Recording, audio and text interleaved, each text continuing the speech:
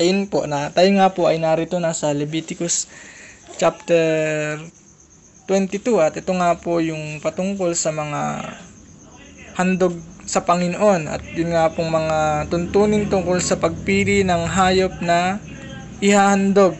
At purihin po ang Lord sa mga oras na ito at ang aking pong babahagi yung sa verse 3. Ang sino mong anak ni Aaron ngayon at sa susunod pang mga henerasyon na hihipo ng handog para sa akin ngunit siya'y itinuturing na marumi ay hindi na makapaglilingkod bilang pari ayon sa Panginoon. Ibig sabihin hindi na makakapaglingkod bilang pari. At marami pong mga verse dito sa Old Testament na may mga alituntunin na pagka po sinuway ititiwalag na sa sinasabi, pag ang sino mang sumaway sa utos na ito ay wag nyo nang ituring na kababayan nyo. Na ganon, marami pong at ang Panginoong Diyos ang nag-utos na yon kay Moises para ipatupad sa lahat. At ayun, ikumpara ho natin sa New Testament kung paano po siya ginawa. At basahin, ito po, hindi ko na po babasahin. Ang ko na lang po yung main point dito, yung sa Juan chapter 9 verse 34.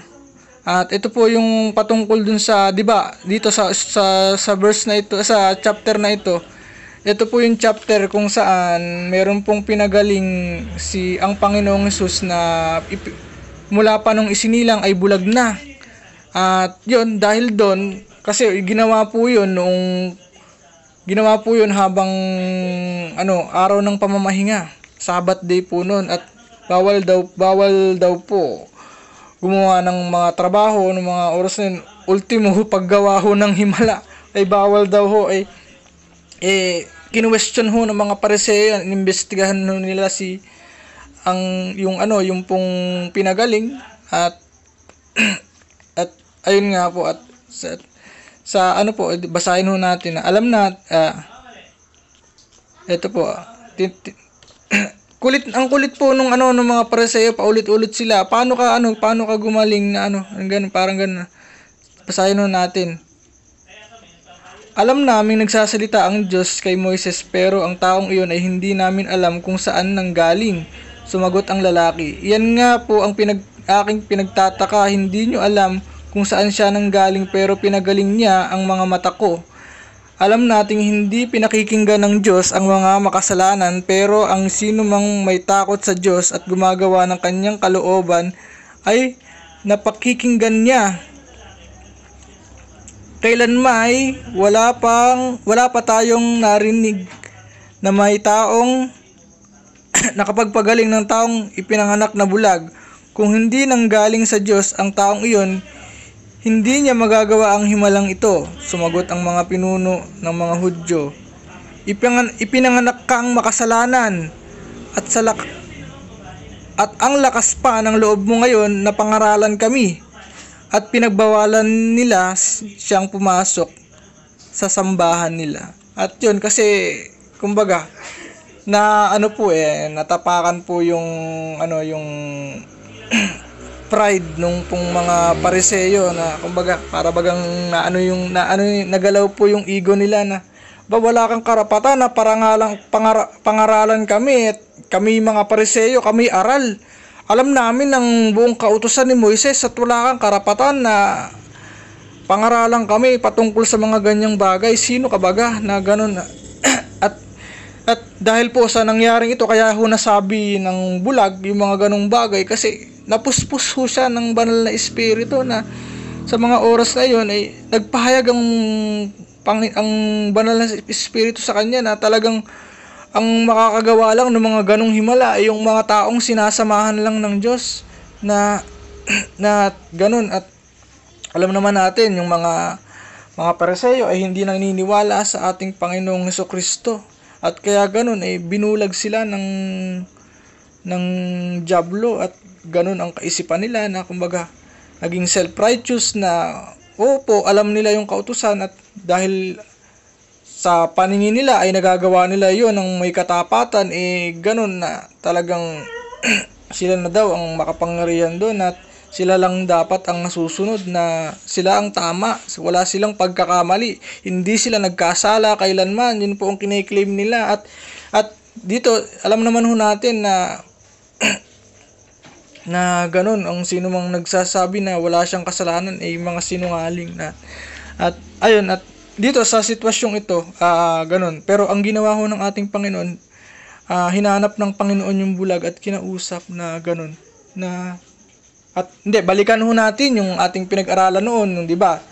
Ang si Maria ay nasaksihan na nangangalunya na, at ayun, dahil doon ay nagtipon yung mga tao para batuhin ho sana siya, pero tinanong muna nila ang Panginoong Kristo na ano po bang gagawin namin dito, na kayo po na kailangan patayin to ayon sa kautusan ng kailangan batuhin hanggang mamatay ayon sa kasulatan ni Moises. Pero sabi ho ng ating Panginoong Kristo, kung sino man sa inyo ang hindi nagkasala, siya ang unang bumato. At ayun, isa-isa hong nag-alisan yun. Pero sa bandang huli, makaalis ang lahat. Hindi rin ho hinatulan ng ating Panginoong Kristo yung babaeng iyon na kasalanan, bagkus ang sinabi niya, humayo ka at wag nang magkasala. At ganun po kalaki yung biyaya sa atin ng Panginoong Kristo. Mula ho nung siya ay namatay para sa ating lahat at muling nabuhay, nagkaroon ho tayo nung napakalaking biyaya na mula sa Panginoon, na sino man hong sumampalataya sa ating Panginoong Panginoong Kristo ay hindi na mapapahamak at magkakaroon ng buhay na walang hanggan. Na ganun, na dahil doon sa biyayang iyon, ang tao habang nabubuhay ay merong pag-asa para maligtas. At tayo, ang response natin dito, kailangan maging kagaya ho tayo ng Panginoong Kristo na ganun, na huwag nating husgahan yung ating kapwa. Lalong-lalo na tayo, ang Panginoong Jesus merong karapatan, pero binigyan niya ng pagkakataon ay hindi. Ayun nga po, kasi na ganun. At ayun nga po, ang Panginoong Diyos, ang Diyos Ama lamang po ang may karapatan na maghatol sa sa lahat ng tao. Kasi nung mga panahong yun, talagang grabe po yung hindi pa po namumuhay sa biyaya ang mga tao nung Old Testament, kaya ganun na lamang maghatol ang ating Panginoong Diyos, na siya mismo ang minsan linalamo na lang ng lupa, na nagpapaulan ng apoy, na ang dami po na mga bigla-bigla na lang nabubuwal at nabubulok, na ganun. Marami pong nangyari noon, kahit po nung kahit po sa aklat ng mga gawa ay may mga ganun ding pangyayari nung nagkasala po sila Ananias at Sapphira. Nagsinungaling sila sa Panginoon, na dinaya nila, na sinabi nila na kabuuan yung binenta nila, pero hindi, nagsubi sila nun sa kanila, bigla na lamang silang namatay. At alam kasi ng Panginoon kung magbabago pa at magbabago yung tao o hindi na, at siya ang hahatol sa ating lahat, sa ating mga kilos, sa ating mga ginagawa. At napakabuti po ng Lord sa mga ganong pagkakataon. Kaya po sikapin ho natin na nawa po lagi ho tayong prayer ho natin na gano'n, na tayo po lagi ay puspusin ng banal na espiritu para hindi ho tayo magkasala sa ating paningin, lalong-lalo na huwag po tayong humantong sa pagkakataon na magawa nating husgahan ang ating kapwa sa lahat ng ating ginagawa. At yun, nakakalungkot po kasi may mga church na ganun, na may nagtitiwalag, hindi ho maganda yung ganun, kasi ang Panginoong Jesus nga hindi ho ginawa yun. Tayo pa kaya, tao lamang tayo na makasalanan, bakit po tayo gagawa ng ganun?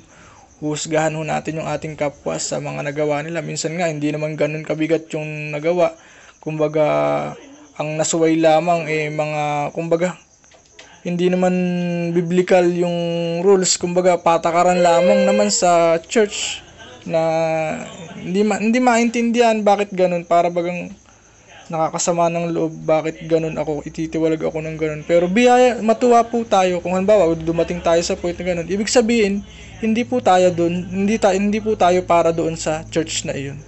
Kasi meron pong ilalaan sa atin ng Panginoon na kung saan doon tayo mas gagamitin, doon tayo lalago, at doon tayo mas lubusang makakakilala sa ating Panginoon. At purihin po ang Lord sa mga oras na ito, at nasa Diyos po lahat ng papuri, pagdakila at pagsamba.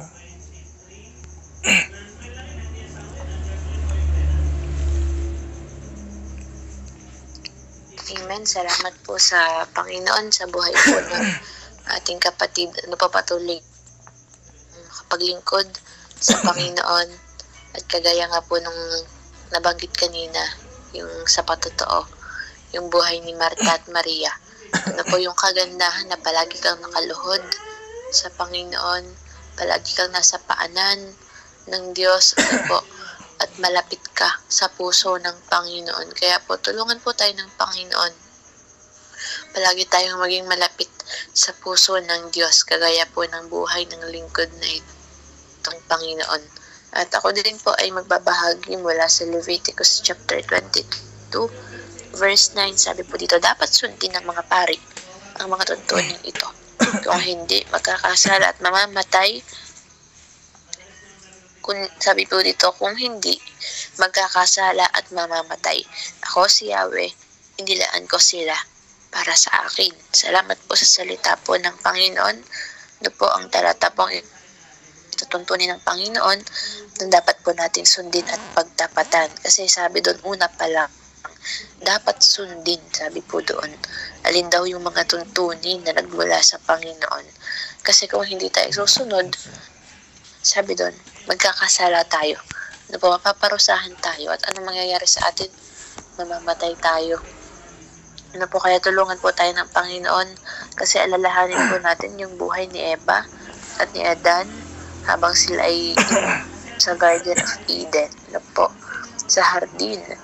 Nandun na yung lahat nila. At ang tanging nais ng Panginoon, sumunod sila dun sa utos niya. Kasi nandun na yung lahat ng needs nila.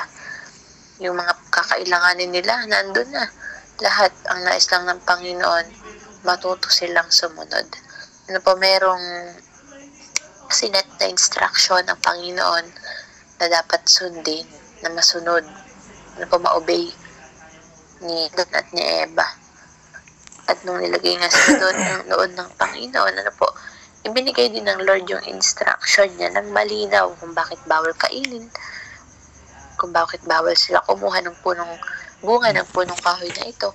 Ano po, malinaw yung pagkakasabi ng Panginoon kung ano yung dapat sundin. O, di ba minsan, pagka hindi natin naintindihan, ano po ulit yun, di ba, magtatanong ka kapag hindi natin naintindihan. Di po, nawa po, ganun din tayo. Amen. Palagi tayong mag-ask kapag may hindi yan. Palagi tayong humingi ng tulong sa Panginoon, kasi sabi nga sa salita ng Diyos, hindi mo pa naunawaan ngayon. Pero pagkatapos, ano po, palagi po tayong mag-ask through prayer sa pamamagitan po ng panalangin natin sa Panginoon. Ano po, pag naman po yung tanong na kini-question mo na ang Diyos sa lahat ng nangyayari sa buhay mo, ano po, mag-ask tayo ng tulong sa Panginoon. Humingi tayo ng tulong sa rescuer, sa refuge, sa strength ng ating pong buhay, sa provider, ano po, sa nagsusustain ng Panginoong Jesus po. Sapagkat ang sabi po doon, ano po, totoo po, ang pagsunod sa Panginoon ay hindi ganun kadali. Madaling sumunod, paggawa ng Panginoon, pero kapag hindi mo na gusto, ibang hirap sumunod. Ang sabi doon, dapat sundin yung tuntunin, ang sabi po doon. At kailangan nating sumunod dahil ang tunay na pagsunod sa Panginoon ay pagsunod hindi sa kung saan ka komportable, hindi sa kung ano yung alam mo, yung kaya mo, yung madali para sa'yo, kundi pagsunod sa kung ano yung gusto ng Panginoon kahit ang hirap-hirap para sa atin. Kaya tulungan po tayo ng Panginoon, kasi madalas totoo at simpleng bagay ang makinig. Diba? Makikinig ka lang. Pero minsan, yun pa yung mga hindi natin mapagtapatan. Na po, hindi tayo makapakinig, at hindi tayo makakasunod. Hindi ka makakasunod, tandaan po natin. Hindi tayo makakasunod kung hindi tayo marunong makinig. Ano po, may instruction na dapat sundin. Paano mo siya susundin? Hindi mo instruction. Kahit ang isang appliance, kahit ilatag mo yan sa harapan mo, kahit kompleto pa yan ng tornilyo at mga gamit, kung hindi mo naman alam kung ano yung instruction na dapat gawin, ang hirap niyang simulan. Ano po, baka magkamali, baka masira. Ganun din po sa atin. Kung sa nilalakaran natin, napakahal instruction na meron na salita ng Diyos. Yung instruction, yung manual ng ating buhay, na dapat nating basahin, dapat nating pakinggan para masunod natin ito. Kaya nga po nilagay ko dito ang application. Magkaroon tayo ng puso, hilingin natin sa Panginoon na handang sumunod sa Kanya. Kasi mayroong namamatay sa bawat hindi pagsunod, at yun ay yung relasyon. Yung communication, yung ugnayan natin sa Panginoon. May nanghihinang pananampalataya at walang nagsusustain. Mayroong na pipighati kapag hindi tayo nakakasunod sa Panginoon, kagaya po ng patotoo kagabi, para may umiiyak sa ating loob. Napipighati ang banal na espiritu. Kaya tulungan po tayo ng Panginoon. Aminin natin sa Lord yung ating po mga kahinaan. Ibigay natin sa Panginoon kung saan tayo mahina, at hayaan natin na ang Diyos ang magpalakas po sa buhay po ng bawat isa sa akin. Kaya nga po, ang prayer po na nilagay ko ay ito po, yung sa Psalm chapter 46 verse 1, ang sabi po doon, God is my refuge and strength, an ever-present help in trouble. There is a river whose streams make glad in the city of God, the holy place where the Most High dwells. God is within her. God will help her at break of day. Kaya salamat po sa Panginoon. Ang ating Panginoon ay ating refuge, at strength. Laging nandyan kapag may kaguluhan. Kaya salamat po sa Panginoon. Tulungan po tayo ng Lord laging makasunod sa lahat ng nais niya sa ating buhay. At patuloy po na pangunahan tayo nun, kasi hindi naman tatagumpay ang isang tao kung wala siya sa Diyos. At kailangan po natin ang Panginoon. Kaya salamat po sa Panginoon. Lahat nga po ng papuri, parangal at dakilay tayong sa Panginoon lamang. Sa Diyos po ang papuri. Sumunod naman po na ay mayroon pa po bang nais na magbalik ng papuri at pasalamat sa Panginoon?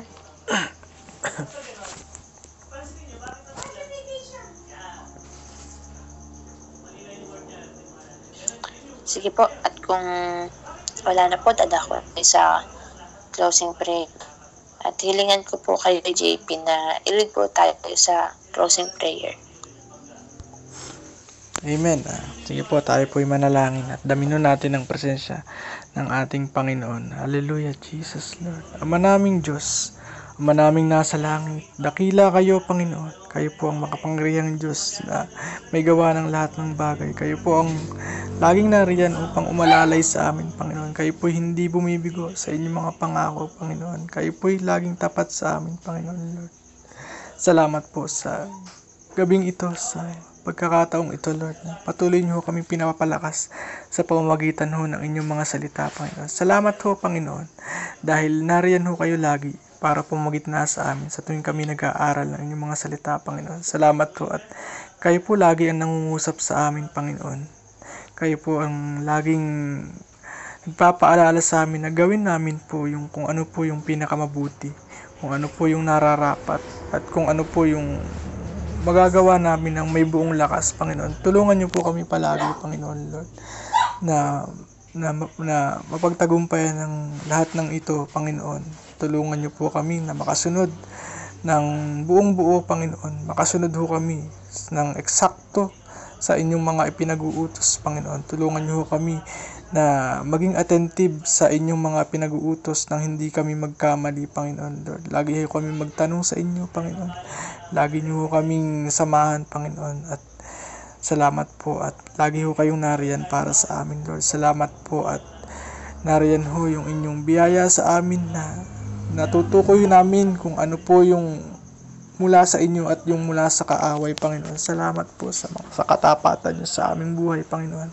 Bagamat kami mahina, Panginoon, pero kayo po ang nagbibigay sa amin ng lakas na hindi masukat ni naman, Panginoon. Sa inyo lamang nagmumula, Panginoon Lord. Salamat po sa gabing ito, Panginoon Lord. Sa lahat-lahat, Panginoon. Sa katagumpayan ng mga gawain, Panginoon Lord. Sa katagumpayan po ng Bible study, ng devotion, Panginoon Lord. Salamat po, Panginoon, dahil patuloy niyo kaming pinagtatagumpay sa lahat ho ng mga misyon na iniatatang niyo sa amin, Panginoon. Sa lahat ho ng mga pinapagawa niyo sa amin, Panginoon. At minsan pa, Panginoon Lord, patuloy niyo kaming samahan sa lahat ho ng aming ginagawa, nang magawa namin iyon ng may buong katapatan, Panginoon Lord. Kung wala ho ang pagsama niyo ay wala ho kami mapagtatagumpayan, wala ho kaming magagawang kalugod-lugod sa inyo, Panginoon Lord. Kayo lamang po ang maihayag sa aming buhay, Panginoon Lord. Ay mga kapatid namin na wala sa ngayon, Panginoon Lord. Kayo po ang patuloy na kumilos sa kanila, Panginoon Lord. Hallelujah, Jesus Lord. Kayo po ang patuloy na mag-remind sa kanila, Panginoon. Kayo po dapat ang unahin ng bawat isa sa lahat ng pagkakataon.